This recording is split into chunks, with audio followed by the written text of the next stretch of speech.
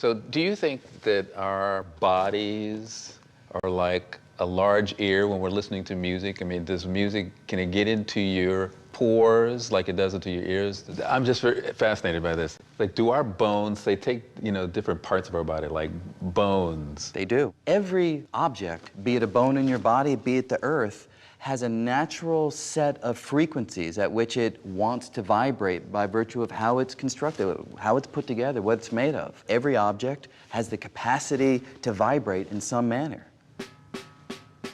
Amazingly, we can write down equations for how things will vibrate if they're hit or plucked or if air is forced by strings.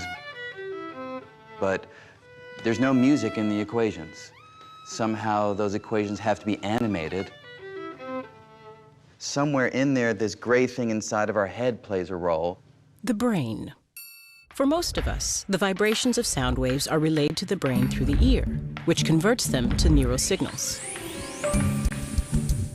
As the sound hits the eardrum and it wiggles in and out, it sets up pressure waves inside a snail-like structure called the cochlea. The cochlea has hair cells lining it that are tuned to specific frequencies. So at one end, the hair cells only fire an electrical charge in response to low frequencies. At the other end, they fire an electrical charge in response to high frequencies, and of course, everything in between. So the signal goes from the ear to the brainstem and up into the brain. And that electrical charge goes to the auditory cortex, which is amazingly laid out in pitch order, almost like a piano keyboard. The hair cells are wired to the auditory cortex in such a way that you've got low notes stimulating this part of the auditory cortex, on up to high notes stimulating this part. We used to think that there was a music center in the brain. We don't think that anymore. There are music centers, and they're spread all over the brain. The auditory cortex activates as it receives signals from the brainstem through the inferior colliculus and the medial geniculate nucleus. If you could look at all the different areas of the brain involved in extracting the signal from sound to turn it into music, you'd see a bunch of coordinated and a bunch of uncoordinated firing in different parts of the brain, kind of like a neural symphony, a neural orchestra. So pitch is processed in one set of neural regions, tempo in another, loudness in another, timbre, whether it's a violin or a trumpet or a human voice, in yet another, and it all comes together later.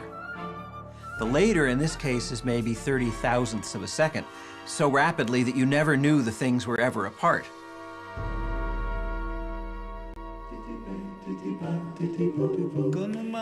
When we hear Bobby McFerrin singing, we just hear those musical sounds.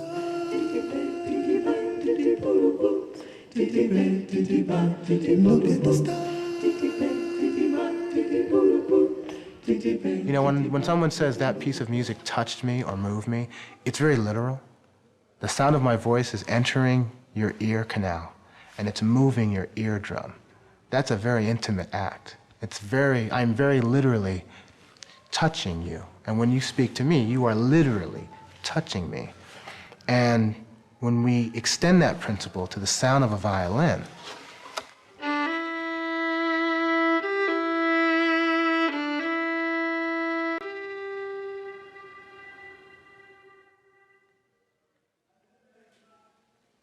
it's not so much the sound of the violin, it's the silence thereafter.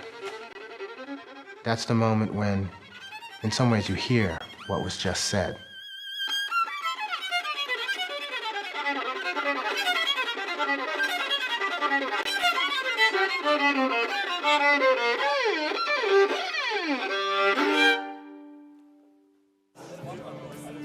Sound is a very strange phenomenon. What is it? It doesn't live in our world. What we played or heard 10 seconds ago in this room is gone. And this, I think, is what gives music its really tragic element of the fact that it can die, of the fact that it is a lifetime. Every note is a lifetime for itself. And there is an element of penetration through the ear, which gives sound, and in the end, of course, music, with the great power that it can have. In hospitals, music's connection to the body is used to steady the breathing of premature babies and the heart rates of cardiac patients. Music often echoes the rhythm of the human heartbeat.